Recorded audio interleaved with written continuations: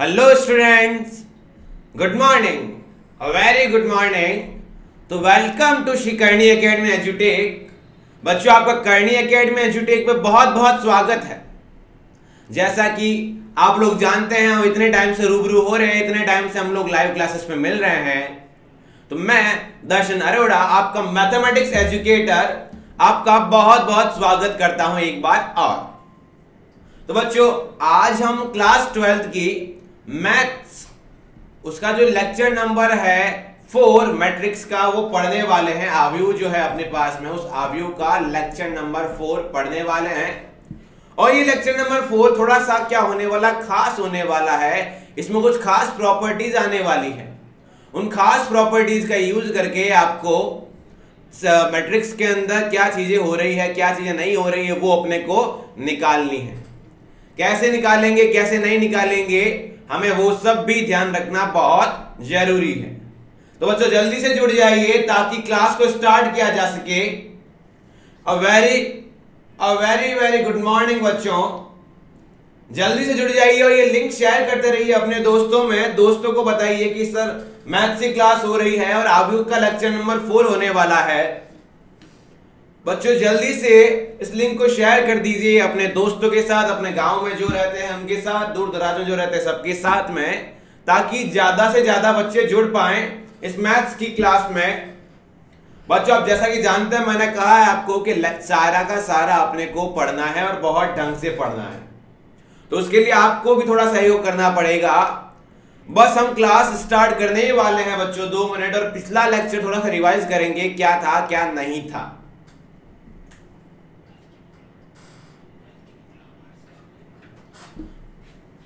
इस तरह से बच्चों अपने पास क्या रहेगा, लेक्चर नंबर 4 रहेगा। बच्चों, लेक्चर नंबर 4 में वापस थोड़ी सी बात करूंगा आव्यूह गुणन की, क्योंकि ये इंपॉर्टेंट है। जैसे ही आव्यूह गुणन हो जाएगा, वैसे ही हम क्या करेंगे, आगे वाले टॉपिक्स पे चलेंगे। अब बच्चों देखना, बहुत ही आसान सी बात है आपके पास में। ठीक है, मेरे पास में मैंने माना आव्यूह गुणन। अपन ने पिछले लेक्चर में भी देखा था, एक आव्यूह एक है, दूसरा आव्यूह बी है। उस ए और बी आव्यूह का गुणा कैसे होगा। बच्चों, ए और बी का गुणा होने के लिए ए जो है उसके अंदर, ये जो ए है उसका क्रम होना चाहिए m क्रॉस n, और b का क्रम होना चाहिए n क्रॉस p, तभी तो a इंटू बी पॉसिबल होगा। Sir a into be possible होने की शर्त क्या थी कि सर a के पीछे वाला और b के आगे वाले बराबर होने चाहिए। मतलब a के नंबर ऑफ कॉलम्स और b के नंबर ऑफ रोज बराबर होने चाहिए। तो सर a इंटू बी पे जो c बनेगा, उसका आंसर क्या होगा, उसका ऑर्डर क्या होगा। तो मैंने कहा a इंटू बी का ऑर्डर मेरे पास में क्या होगा, m क्रॉस p होगा। m क्रॉस p होगा अपने पास में a क्रॉस b का ऑर्डर। तो बच्चों, बड़ा ही आसान था। अपन ने उसी चीज को आगे लेके बढ़ेंगे। एक क्वेश्चन करते हैं, उस क्वेश्चन से आज के लेक्चर का श्री गणेश करते हैं। बच्चों, क्वेश्चन है आपके पास में। इस क्वेश्चन में a क्रॉस b भी निकालना है और b क्रॉस a भी निकालना है। अगर पॉसिबल है तो क्वेश्चन आएगा, a क्रॉस a मैट्रिक्स दे रखी होगी, b मैट्रिक्स दे रखी होगी, और लिखा हुआ होगा यदि संभव हो तो a क्रॉस b व b क्रॉस a दोनों ज्ञात कीजिए, और यदि संभव नहीं है तो बताना है क्यों नहीं है। तो बच्चों, मैंने कहा a मेरे पास एक आव्यूह है, 1 2 3 4 5 6। बच्चों देखो, ये कितनी मेरे पास 2 रो है, 2 रो है और 3 कॉलम है। और मेरे पास में b एक आव्यूह है जिसके अंदर मेरे पास में बच्चों 1 2 3 4 5 6 एंड 3 4 2 है। बच्चों, आप देख पा रहे हैं मेरे पास में क्या है, 3/3 की है। ठीक है बच्चों, जैसे ही मेरे पास में 3/3 की रही, या फिर आप इसको 3/2 की भी मान सकते हैं एक बार के लिए। 3/2 का अगर मैं इसको मानूंगा तो मेरे पास में 3 कॉलम चाहिए होंगे और मेरे पास में 2 रो चाहिए, सॉरी 3 रो चाहिए होगी अपने को इसके अंदर, और 2 कॉलम चाहिए होंगे। इस वाले को हटा देते हैं। ठीक है बच्चों, पहली बात है सर a क्रॉस b। तो मैंने कहा a क्रॉस b का मतलब क्या हुआ, a के पीछे वाला और b के आगे वाला क्या होना चाहिए, सेम, तरह सेम है। तो मैंने पूछा a क्रॉस b का ऑर्डर कितना होगा। तो सर जवाब आया बड़ा आसान से कि सर A क्रॉस B का ऑर्डर होगा 2/2 का। मैंने कहा ठीक है, क्योंकि सर ऑर्डर कैसे दिखाते हैं, पहले वाले की पहली चीज और दूसरे वाले की लास्ट चीज को लेके ऑर्डर दिखाते हैं। मैंने कहा बच्चों यहाँ A क्रॉस B से जो C बनता है वो कितना होता था, C11, यहाँ पे लास्ट कितना हो जाएगा C22, यहाँ C12 और यहाँ C21 रहेगा। ठीक है बच्चों, ठीक है बच्चों, इस तरह से अपने पास में ये रहेगा। उसके बाद अपन बहुत ही आसान सी बात देखते हैं बच्चों, A क्रॉस B किस तरह से सॉल्व करेंगे। सर A क्रॉस B में आपने बताया था सर ये C11 का मतलब है पहले वाले की पहली पंक्ति उठाओ, दूसरे वाले का पहला स्तंभ उठाओ। ठीक है बच्चों, मैंने पहले वाले की पहली पंक्ति यहां से उठा ली और यहां से दूसरे वाले का पहला स्तंभ उठा लिया गया। बच्चों कैसे मल्टीप्लाई करते हैं, संगत अवयव। सर पहली चीज पहले से, बीच वाली चीज मेरे पास में बीच वाले से और लास्ट वाली चीज लास्ट वाले से होती है। बच्चों 1 into 1 आया, प्लस 2 into कितना आएगा 4 आएगा, प्लस 3 into कितना आएगा मेरे पास में 3 आएगा। सर क्लियर है। उसके बाद में क्या सर C12 है। C12 का मतलब क्या हुआ सर, C12 का मतलब हुआ सर अभी भी पहले वाले की पहली पंक्ति है और दूसरे वाले का दूसरा स्तंभ है। मैंने अभी पहली पंक्ति बरकरार है, दूसरे स्तंभ में अपन कहां जाएंगे, यहां जाएंगे। बच्चों पहली चीज पहले से होगी तो 1 into 2 रहेगा, फिर दूसरी चीज 2 को किससे करेंगे 5 से, फिर करेंगे 3 को 4 से। क्लियर है बच्चों। अब बच्चों मेरे पास बात आती है सर नीचे वाला C21। C21 का मतलब क्या हुआ सर, पहले वाले की सेकंड जो मेरे पास दूसरा जो है पंक्ति वो लेंगे। आप पहले वाला दूसरा वाला याद नहीं रखेंगे तो भी दिक्कत नहीं है, बस आपको ये याद रखना है कि C21 का मतलब है यहां से पहली पंक्ति आएगी, यहां से दूसरी पंक्ति आएगी, वहां से पहला स्तंभ आएगा। तो 4 5 6 ये मेरे पास दूसरी पंक्ति हुई और 1 4 3 मेरे पास में दूसरा स्तंभ हुआ। सर 4 को 1 से गुणा करेंगे 4 into 1, 5 को 4 से करेंगे 5 into 4 और 6 को 3 से करेंगे 6 into 3 रहेगा। अब सर C22 है, इसका मतलब क्या हुआ, C22 का मतलब हुआ सर पहले वाले का दूसरा है और दूसरे वाले का भी दूसरा है। सर 4 5 6 बरकरार है, यहाँ पे 2 5 4 आएगा। सर 4 को 2 से गुणा किया, फिर 5 को 5 से गुणा किया, फिर सर 6 को 4 से गुणा किया। बड़ा ही आसान है। सर मेरे पास क्या बन जाएगा, 1 + 8 कितना हुआ 9, 9 + 9 कितने हुए 18 हुए। बच्चों यहाँ मेरे पास कितना हुआ 2 + 10 कितने हुए 12 और 12 कितने हुए मेरे पास में 24 हुए। सर ये मेरे पास कितना हुआ 4 हुआ, ये मेरे पास 20 हुआ, 24 बना, 24 और 18 कितना होता है मेरे पास में 42 42। क्लियर है। फिर कितना हुआ 4 दूने 8 हुआ, फिर मेरे पास 25 और 8 33 हुआ और 33 और 24 कितना होता है मेरे पास में 57। अपने पास ये आंसर रहा सर, ये मेरे पास में आया A क्रॉस B। तो मैंने पूछा कि आप B क्रॉस A निकाल सकते हैं, तो सर B क्रॉस A के लिए B पहले और A बाद में। B का ऑर्डर बताओ कितना है 3 क्रॉस 2, A का ऑर्डर बताओ कितना है 2 क्रॉस 3। बच्चों B के पीछे वाला और A के आगे वाला सेम है, तो सर B क्रॉस A निकलेगा, जिसका ऑर्डर क्या बन जाएगा 3 क्रॉस 3 बन जाएगा। 1 2 3 4 5 6 1 2 3 4 5 6 3 4 2। ठीक है बच्चों, मेरे पास में देखना A कितना दे रखा है, A दे रखा है 1 2 3 4 5 6। B कितना दे रखा है बच्चों, यहाँ पे अगर ढंग से देखें B दे रखा है 1 2 4 5 3 4, 1 2 4 5 3 4 इस तरह से दे रखा है आपको। ये बच्चों ये मेरे पास में कितना बन रहा है, ये मेरे पास में पहली पंक्ति, दूसरी पंक्ति, 2 पंक्तियां और 3 कॉलम स्तंभ। इसके अंदर बच्चों क्या हुआ 3 पंक्तियां और 2 स्तंभ हुए, तो 3 क्रॉस 2 रहा। पर बच्चों मुझे तो यहां से B क्रॉस A निकालना है, तो सर B वाली चीजें पहले और A वाली चीज बाद में लिखे। तो किस तरह करते, मैं क्या समझाया था, अगर B क्रॉस A तो क्या करेंगे B को इस तरफ लेके A को इस तरफ लेके जाएंगे और लिख देंगे इस तरह से 1 2 3 4 5 6। ये बन गया 2 क्रॉस 3। सर अब तो दिक्कत है ही नहीं बिल्कुल भी, अब तो करना बहुत आसान है। तो सर इसमें क्या करेंगे, इसमें मैं गुणा करूंगा।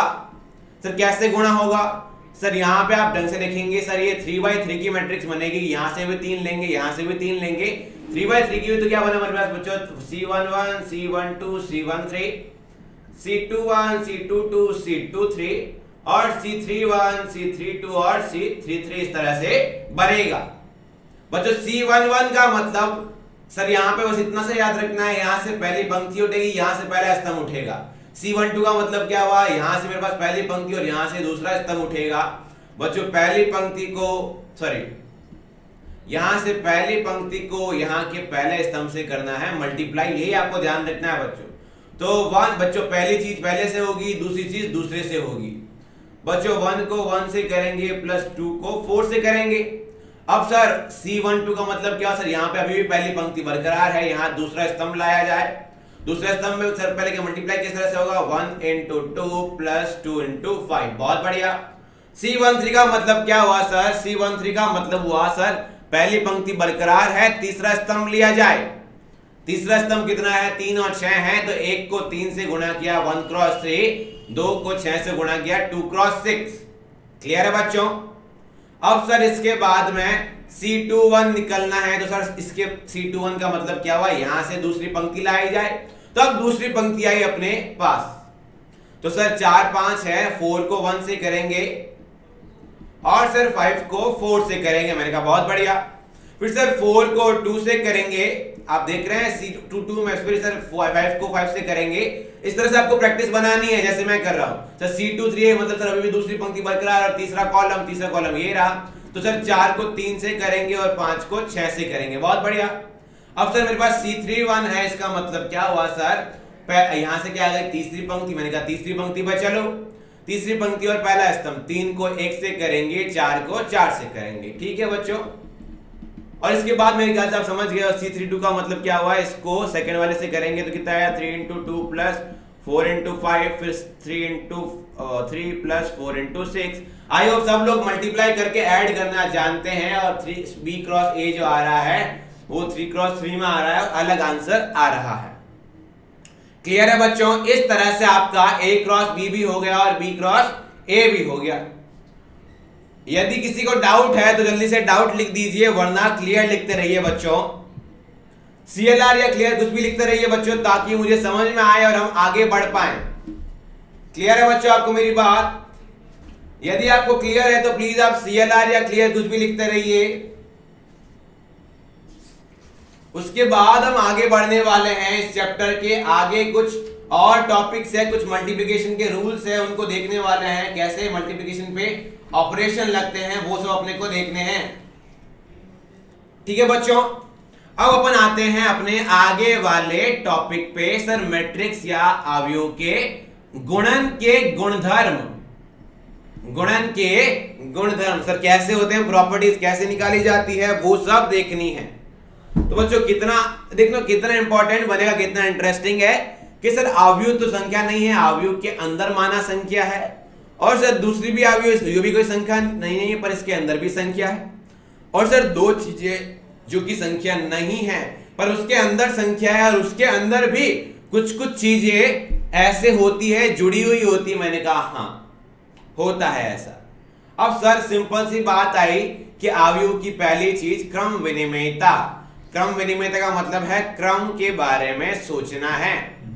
बच्चों जैसे आप रेगुलर मल्टीप्लाई करते हो तो उसमें तो 3 गुणे 4 बोलो या 4 गुणे 3 बोलो, एक ही होता है, परंतु मैट्रिक्स में ऐसा नहीं होता है। ऐसा अपन ने कहां देखा सर? ऐसा अपन अभी अभी पिछले वाले एग्जांपल में देखा सर। B क्रॉस A जो है वो अलग आ रहा है, 3/3 की आ रही है, और सर A क्रॉस B जो है वो 2/2 का आ रहा है, मतलब अलग आ रहा है। तो आप सब बच्चे समझ गए होंगे sir A cross B, AB और BA यहाँ पे बराबर नहीं होता। मल्टीप्लाई करने में AB और BA बराबर नहीं होता। समझ गए मेरी बात को? AB और BA बराबर कहां हो सकता है, ऐसा एक सिंपल सा क्वेश्चन है। तो बच्चों AB और BA बराबर एक जगह पे आराम से हो सकता है, जो कि आप खुली आंखों से देख सकते हैं। सर कौन सी जगह पे? सर वो जगह हुई मेरे पास में AB बराबर BA मेरे पास कहां होगा, जब A बराबर B I ले लूं। I का मतलब क्या हुआ सर? मेरे पास में इकाई अवयव। सर I का मतलब क्या हुआ? मेरे पास में इकाई अवयव, और B भी मैं ले लूं I, जो कि रहे मेरे पास में इकाई अवयव। और क्योंकि इकाई अवयव है तो दोनों का जो क्रम है 3/3 3/3 दोनों का क्रम सेम लेंगे अपन। जैसे ही दोनों का क्रम सेम लिया और दोनों सेम नंबर है, अब सर I क्रॉस ये जो AB है, अब सर AB जो है वो BA के बराबर रहेगी। ये आपको याद रखना है कि सर A बराबर I और B बराबर I हो, और दोनों का क्रम M क्रॉस M और M क्रॉस M रहे, तो ए बी बराबर क्या हो जाएगा, बी ए हो जाएगा बच्चों।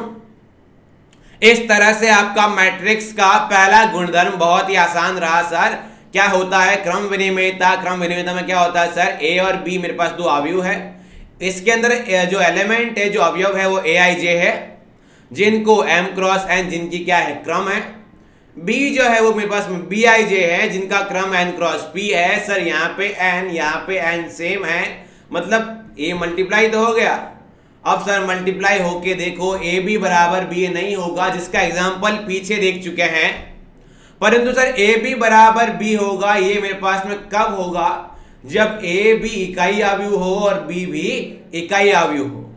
और सर और कब हो सकता है, तो बच्चों ए बी बराबर बी ए हो सकता है जब ए बराबर इकाई अवयव और बी बराबर शून्य अवयव हो। या फिर बच्चों कब हो सकता है, जब b बराबर आपका इकाई अवयव और a बराबर शून्य अवयव हो, तब आपके पास में ए बी बराबर बी ए हो जाएगा। आई होप सबको क्लियर रहेगा सर। ऐसे तो ए बी बराबर बी ए के अंदर आपका आंसर क्या आ जाएगा, 0 बराबर 0 आ जाएगा। मैंने कहा एकदम सही है।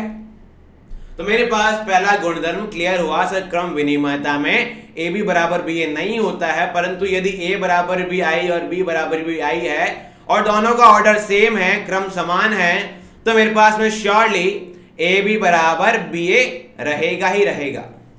क्लियर बच्चों। यदि कोई डाउट है तो जल्दी से डाउट लिखिए, और यदि डाउट नहीं है तो क्लियर बताते रहिए ताकि आगे बढ़ा जा सके। तो आगे पढ़ते हैं अपन सहचर्यता के बारे में। सर ये सहचर्यता क्या होती है, मैंने आपको पहले भी सिखाया था। ये सहचर्यता बच्चों पहले तो शर्त देखो, सहचर्यता के अंदर क्या होता है, अपने पास में 3 चीजें होती है, 3 थिंग्स होती है अपने पास में। जैसे अपन ने पढ़ा था एडिशन के अंदर, जोड़ के अंदर, कि सहचर्यता का मतलब sir a plus B plus C बराबर a plus B into C. ऐसा होता है कि सर इसका मतलब होता है दो लोगों को एक ब्रैकेट में रखना होता है, पहले और दूसरे वाले में भी दो लोगों को एक ब्रैकेट में रखना होता है। अब सर ये ब्रैकेट क्या है क्या नहीं है वो देखो। तो बच्चों a मेरे पास में कितना है, m क्रॉस n है, b मेरे पास में कितना है, n क्रॉस p। तो सर पहले देखो a और b मेरे पास में डिफाइन है या नहीं है। देखो a भी डिफाइन है, कैसे, a का n पीछे वाला और b के n आगे वाला सेम है। ओके जी, आंसर क्या आएगा, ए बी का आंसर आएगा m क्रॉस p आएगा। फिर सर ए बी को c से गुणा करने के लिए ए बी के पीछे वाला और c के आगे वाला सेम होना चाहिए, जो कि सेम है, मतलब सर मल्टीप्लाई तो हो जाएगा, शर्त तो लग गई। अब मैंने कहा a इंटू बी सी और या फिर ए बी इंटू सी क्या बराबर होंगे, तो हाँ सर a बराबर होंगे। इसका मतलब मैं मैट्रिक्स में पहले 2 मल्टीप्लाई कर लूं, फिर तीसरे से मल्टीप्लाई करवा दूं, कोई दिक्कत नहीं है। परंतु ये जो ऊपर वाली शर्त है ये हर वक्त मंजूर होनी चाहिए बच्चों। एक साधारण सा एग्जांपल ले लेते हैं, बहुत ही साधारण एग्जांपल बच्चों। मेरे पास में ये देखना, ए मैं आपको दे रहा हूं 1 2 0 1, ये मेरे पास कितना हुआ 2/2 का रहा। बी मैं आपको दे रहा हूं यहाँ पे 1 3 4 5, ये मेरे पास बच्चों कितने का रहा, ये मेरे पास में 2/2 का रहा। एक काम करते हैं, इसको थोड़ा सा और कन्वर्ट करते हैं, ये 1 और ये 0, तो ये मेरे पास में कितने का सर 2/3 का रहा।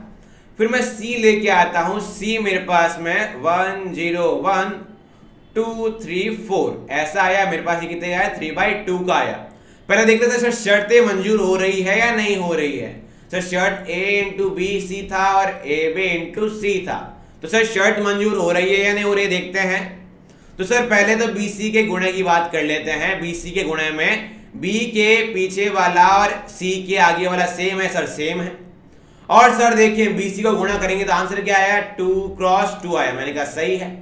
अब सर 2 क्रॉस 2 तो आ गया। अब सर इसको मल्टीप्लाई किससे करना है, A से, मतलब A के पीछे वाला और B के BC के आगे वाला सेम है, सर सेम है, मतलब डन। अब सर अगली शर्त यहाँ पे ए बी को पहले गुणा करना, तो सर ए बी को पहले गुणा करने के लिए ए के पीछे वाला और बी के आगे वाला सर सेम है, मतलब डन है। और सर इसको गुणा करने पे आंसर कितने आएगा 2 क्रॉस 3 का आएगा। जैसे ही 2 क्रॉस 3 का आंसर आएगा तो ए बी के पीछे वाला, क्योंकि सर ए बी तो पूरी एक एंटिटी हुई, पूरी एक चीज हुई, तो ए बी के पीछे वाला और सी के आगे वाला सेम चाहिए होता, दैट इज सेम है। अब बच्चों क्या करते हैं, मल्टीप्लाई करवा के देख लेते हैं। मैंने मल्टीप्लाई करवाना चाहा बच्चों, सबसे पहले ए बाहर पड़ा रखा, ये 1 2 0 1 बाहर पड़ा रखा और बीसी को मल्टीप्लाई कराया। तो बीसी को मल्टीप्लाई कराने में सबको दिख गया सर, बीसी को मल्टीप्लाई करवाने पे सर बीसी का ऑर्डर क्या रहेगा, 2 क्रॉस 2 रहेगा। मैंने कहा बहुत बढ़िया, 2 क्रॉस 2 रहा। सर मल्टीप्लाई कैसे करेंगे, सर यहां से पहली रो, यहां से पहला कॉलम, ऐसे होता है, यहां से पहली पंक्ति और यहां से मेरे पास में क्या होता है, पहला स्तंभ होता है। बच्चों वेरी गुड मॉर्निंग जो नए ज्वाइन हुए हैं।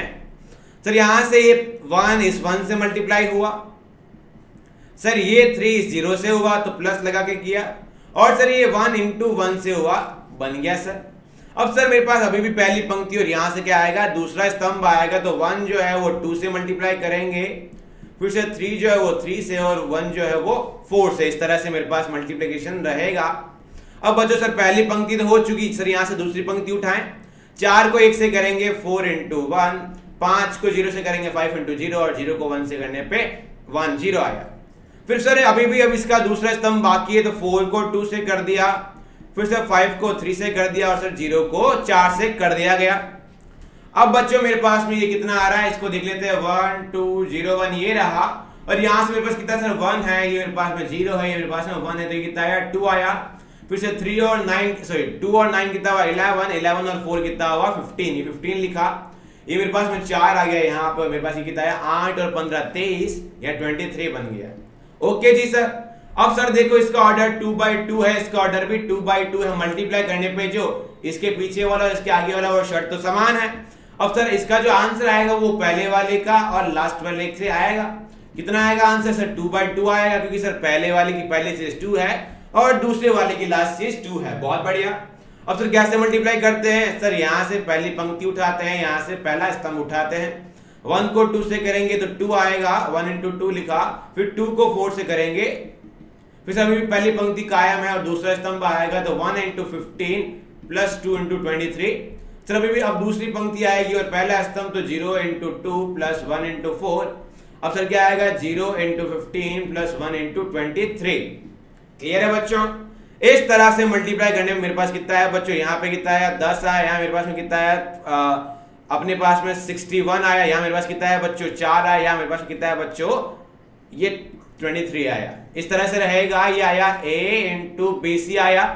उसी तरह से आपको चेक करना है ए बी इंटू सी। पहले क्या कर लोगे, ए बी को गुणा करवा दोगे और फिर उस ए बी को सी से गुणा करवा देंगे, और अगर यदि आंसर सही आता है तो सेम है, जबकि बच्चों आप जब चेक करेंगे तो आपके पास में आंसर क्या आएगा, सेम आएगा। क्लियर है बच्चों। कभी कभी क्वेश्चन पूछ लेता है इस तरह का। आगे हम क्वेश्चंस भी देखने वाले हैं कुछ टाइम बाद में। तीसरी बात आती है बच्चों तत्समकता। तत्समकता को मतलब तत्समक का मतलब होता है ऐसी चीज से गुणा करना जिससे कोई फर्क नहीं रहे। बच्चों तत्समक का मतलब ही है कि ऐसी चीज से गुणा किया जाए, ऐसी चीज का भाग लगाया जाए कि कोई फर्क नहीं रहे, तो उसको कहते हैं तत्समकता। तो बच्चों मेरे पास एक नंबर 3 है, उस 3 नंबर को मैं किससे मल्टीप्लाई करूंगे कोई फर्क नहीं रहे, तो सबने कहा सर 1 से मल्टीप्लाई कर देंगे तो कोई फर्क नहीं पड़ेगा। वैसे ही मैं कहता हूं मेरे पास ए एक क्या है, अवयव है, और उस ए अवयव का अंदर मेरे पास में अवयव दे रखा है AIJ और m क्रॉस n के रूप में दे रखा है। तो मैंने कहा इसमें किससे मल्टीप्लाई करवाया जाए, तो सबसे पहले पूछा गया सर ए का ऑर्डर, तो मैंने कहा ए का जो क्रम है वो मेरे पास में m क्रॉस n है। बच्चों यदि i से मल्टीप्लाई करवाना है तो i का क्रम क्या होना चाहिए अपने पास में, n क्रॉस p होना चाहिए, हाँ या ना। तो अपने पास में i का क्रम n क्रॉस p होना चाहिए। और सर i क्या होता है मेरे पास में, i होता है सर इकाई अवयव। और कुछ बच्चों को याद आया सर इकाई अवयव का मतलब क्या होता है कि सर जो भी अपने पास में मुख्य विकर्ण है वहां पे 1 1 1 और बाकी सारी जगह पे क्या आता है, 0 आता है। क्लियर है बच्चों। ये तो 3/3 की है, 2/2 में क्या होगा सर, ये 1 1 और ये 0 0। यदि किसी को याद नहीं है मुख्य विकर्ण तो बता दूं, मुख्य विकर्ण का मतलब है AIJ इस तरह से होना चाहिए कि I बराबर J हो, मतलब A1 1 A2 2 A3 3। इस तरह से मुख्य विकर्ण के अवयव होते हैं। बच्चों यदि ए आई गुणा करेंगे तो अपने पास में आंसर कितना आएगा, आई आएगा, सॉरी ए आएगा। और बच्चों यदि आई इंटू ए करना है, बच्चों आई इंटू ए करने के लिए ए के मेरे पास में कितना है, एम क्रॉस एन है। तो बच्चों गुणा करने के लिए आई के पीछे वाला और ए के आगे वाला सेम चाहिए। तो सर ए के आगे वाला तो एम है, तो आई के पीछे वाला भी क्या आएगा, एम, और स्टार्टिंग में क्या लिख देंगे, पी लिख देंगे। तो इससे आंसर मेरे पास में क्या बनेगा सर, आंसर आएगा ए के रूप में। क्लियर है बच्चों? आई होप किसी को डाउट नहीं होना चाहिए, आई होप किसी को डाउट नहीं होना चाहिए बच्चों। इसके बाद अपन आगे बढ़ते हैं सर, वर्ग आव्यूह में समान क्रम का इकाई आव्यूह होगा। इसका मतलब क्या हुआ सर, यदि ए एक मेरे पास में वर्ग आव्यूह है, सर वर्ग आव्यूह का मतलब क्या हुआ सर, या तो ये m क्रॉस m होगा, सर ऐसा ही होगा, क्योंकि वर्ग आव्यूह का मतलब क्या है, 3/3, 2/2, 4/4, 1/1, सही। और सर यदि ए के अंदर आपको तत्समक, यदि आपको इसके अंदर तत्समकता देखनी है बच्चों, तो आपको बस इतना सा ध्यान रखना है कि सर ये जो आई आएगा, आई का क्रम भी क्या रहेगा सर, आई का क्रम भी अपने पास में क्या रहेगा, m क्रॉस n रहेगा, m क्रॉस m रहने वाला है। तो बच्चों a मेरे पास में दे रखा है, उसका अवयव है aij, n क्रॉस n दे रखा। तो बच्चों जो i होगा, i का क्रम भी क्या रहेगा, n क्रॉस n। और बच्चों n क्रॉस n है, तो ये जो अंतिम जगह खत्म होगी, ये क्या हो जाएगी बच्चों, i n n होगी, और यहाँ पे क्या हो जाएगा, i 1 1। तो सारे बच्चे समझ गए, यहाँ पे जो इकाई आव्यूह का मतलब क्या होता है सर, मुख्य विकर्ण पे 1 1 1 लगा दीजिए, बाकी सर्व जगह 0 लगा दीजिए। मैंने कहा बहुत शानदार। इस तरह से आपकी किस में रहेगा सर, वर्ग आव्यूह में रहेगा। वर्ग आव्यूह में ai बराबर a, और उसमें भी ai बराबर होता है ia के। क्यों सर? क्योंकि सर उसमें तो 3/3 का है, तो वो भी 3/3 का है, आगे पीछे कर लोगे तो भी चेंज नहीं आने वाला। आई थिंक सारे बच्चों को क्लियर है सर किस तरह से ये किया जाना है, किस तरह से नहीं किया जाना है। बच्चों अगला एक प्रॉपर्टी है बंटनता। बंटनता का मतलब सीधी सी बात है, बांट दो, है ना, बांटना। सर बांटते कैसे हैं, मैंने बोला ए दे रखा, पहली प्रॉपर्टी देखना a इंटू बी प्लस सी। तो पहले आप समझ गए होंगे b प्लस सी का मतलब यहाँ पे क्या है, तो सर b और c का ऑर्डर या फिर क्रम सेम होना चाहिए तभी तो जुड़ेंगे। मैंने कहा हाँ। और सर यदि b प्लस सी का ऑर्डर सेम है और a का ऑर्डर m क्रॉस n है, तो b का ऑर्डर और c का ऑर्डर जो है वो श्योरली मेरे पास कितना रहेगा, n क्रॉस p रहेगा। क्योंकि बच्चों यदि b का ऑर्डर n क्रॉस p है और c का ऑर्डर भी n क्रॉस p है, तभी पहली बात तो जुड़ पाएंगे। और यदि जुड़ गए तो जुड़ने की वजह से जो आंसर आएगा वो भी n क्रॉस p में आएगा। और a के साथ मल्टीप्लाई करना है तो a के अंदर पीछे वाला और b प्लस c के आगे वाला सेम होना चाहिए। मैंने कहा बहुत बढ़िया, इसी तरह रहेगा। तो पहली प्रॉपर्टी क्लियर है कि यदि a बाहर है और b प्लस c अंदर है, तो अगर शर्त वैलिड है इस तरह की, तब डायरेक्टली क्या बन जाएगा, ab plus ac। I think सबको क्लियर रहेगा। अब बच्चों दूसरी शर्त देखें, दूसरा मेरे पास में क्या है, दूसरा प्रॉपर्टी क्या बोलता है, दूसरा प्रॉपर्टी बोल रहा है सर यदि दो को पहले जोड़ दो, है ना सर, कोई भी दो हो सकती है, पहले मैंने बोल दिया a और b को साथ जोड़ दिया। साथ जोड़ने के लिए क्या हुआ सर, a का जो क्रम है और जो b का क्रम है वो सेम होना चाहिए। मैंने बोल दिया a का क्रम m क्रॉस n है, b का क्रम m क्रॉस n है। और तो सर ये जो c है, ये c कब बनेगा, तो सर 1 प्लस b का जो आंसर है उसका क्रम भी तो m क्रॉस n आएगा। तो सर c अगर मल्टीप्लाई होना है तो c का क्रम होना चाहिए n क्रॉस p, जो कि यहां लिखा हुआ है बच्चों। तो आई थिंक सारे बच्चों को क्लियर है बंटनता क्या है। बंटनता का मतलब बांट दो कि सर एक चीज ब्रैकेट में है तो मल्टीप्लाई करके ac प्लस bc बन जाएगा। इतना याद रखने की जरूरत नहीं है बच्चों, क्लियर है। अब बच्चों अदिश गुणन गुणधर्म मैंने आपको पहले सिखा रखा है। अदिश गुणन गुणधर्म का मतलब सीखें। सर मेरे पास में क्या है, कोई आव्यूह है, ये आव्यूह मेरे पास 1 2 3 4 है, ये मेरे पास में क्या है, एक अदिश आव्यूह a है। अब बच्चों p और q मेरे पास में दो संख्या है, तो सर हो सकती है, मैंने कहा 2 प्लस 3 दो मेरे पास में संख्याएं हैं, तो 2 प्लस 3 इंटू a करूंगा, तो सर यहाँ पे 2 प्लस 3 का मतलब क्या हुआ सर 5a हुआ, तो 5 से मुझे मल्टीप्लाई करना पड़ेगा, तो कर दिया मैंने सर, कितना आसान रहा। क्लियर है बच्चों। बच्चों यहाँ मतलब मैंने मान लिया p एक संख्या है और अंदर a प्लस b अवयव है, तो ये बच्चों कोई दिक्कत वाली बात नहीं है। मैंने बोला a अवयव दे रखा 1 2 3 4, b अवयव अपन ने मान लिया 0 1 2 3, तो बच्चों और उसको p नंबर से मल्टीप्लाई करना है, p नंबर मान लिया 2 है। तो बच्चों क्या करेंगे, पहले तो a प्लस b को जोड़ देंगे, फिर इसको p से मल्टीप्लाई कर देंगे। तो कितना आसान है, a प्लस b को जोड़ा तो क्या आया, 1 आया, 3 आया, 5 आया और 7 आया। इसको 2 से मल्टीप्लाई करूंगा तो क्या आएगा, 1 इंटू 2 आएगा, 3 इंटू 2, 5 इंटू 2 और 7 इंटू 2 रहेगा। इस तरह से मेरे पास में आराम से ये जो आंसर आएगा वो इसके बराबर आएगा। बच्चों प्रूव करने की जरूरत नहीं है, इतना आसान है कि हर बच्चा देख पाएगा। अब बच्चों देखो p इंटू क्यू, देखो p बाहर है और q एक संख्या है जिसको अपन ने ऑलरेडी a से मल्टीप्लाई करवा दिया है। तो बच्चों ये भी बात कोई दिक्कत वाली बात नहीं, जैसे मैं बोलता हूं 2 इंटू 3 इंटू a, तो क्या कर सकते हैं, मैं 2 को बाहर रख लूं, पहले 3a को मल्टीप्लाई करवा दूं, फिर 3a के बाद में 2 को और अंदर मल्टीप्लाई करवा दूं, कोई दिक्कत नहीं सर। या क्या हो सकता है, मैं डायरेक्टली 2 इंटू 3 को मल्टीप्लाई करवा दूं, मतलब 6a करवा दूं सर, तो भी कोई दिक्कत नहीं। या फिर क्या हो सकता है, इस 3 को बाहर ले लूं, पहले 2a मल्टीप्लाई करवा लूं, फिर 3 अंदर डाल दूं, तो भी दिक्कत नहीं। तो सर ऐसा करके बड़ी ही आसान चीजें हैं। और सर a को 1 से मल्टीप्लाई करवाने पे कोई दिक्कत है ही नहीं, कुछ चेंज होना ही नहीं है। और सर a को -1 से मल्टीप्लाई करवाने पे बच्चों देखो, यदि इस a को -1 से मल्टीप्लाई करूंगा तो बाहर क्या लिखा हुआ आएगा, माइनस लिखा हुआ आएगा, तो अंदर के अंदर सारे के सारे माइनस हो गए। बच्चों यदि a बराबर दे रखा है -1 2 3 और -4 और -a निकालना है, तो क्या बनेगा बच्चों, जहां माइनस है वहां प्लस आएगा, जहां प्लस है वहां माइनस आएगा। आई थिंक सबको क्लियर है। बच्चों आगे की प्रॉपर्टीज अपन पढ़ेंगे नेक्स्ट आने वाली क्लास में। और 3 दिनों के अंदर बच्चों बहुत ही इंपॉर्टेंट अनाउंसमेंट, 3 दिनों के अंदर अंदर आपकी रेगुलर क्लासेस होने वाली है। जैसे अभी आपको 1 दिन का इंतजार करना पड़ता है, फिर 1 दिन बाद में पढ़ना पड़ेगा, फिर हिंदी की क्लास, फिर वापस इंग्लिश की क्लास, ऐसा नहीं रहेगा। 3 दिनों बाद में आपके रेगुलर क्लास स्टार्ट हो जाएगी, मतलब रोजाना हिंदी मीडियम और इंग्लिश मीडियम की क्लास रहेगी। बच्चों एक बात और कि सर ये जो आपकी क्लास है ये परसों अपने पास में क्या रहेगा, आज अपने पास तारीख है 9 तारीख, तो 11 तारीख को ये जो आपकी क्लास होगी 12th की अवयव की, ये आपकी रहेगी 9:40 पे। थोड़ा सा टाइम में चेंज है एक दिन के लिए, वो आपकी रहेगी 9:40 पे, तो आप लोग उसी वक्त उपस्थित रहें।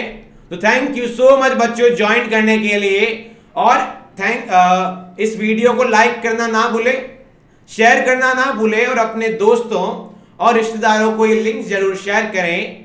चैनल पे नए हो तो बेल आइकन को दबाएं, सब्सक्राइब करें, और इस चैनल पे जो भी लाइव क्लासेस हो रही है उनका फायदा उठाएं। Thank you so much. जय हिंद, जय भारत, स्वस्थ रहें, सुरक्षित रहें।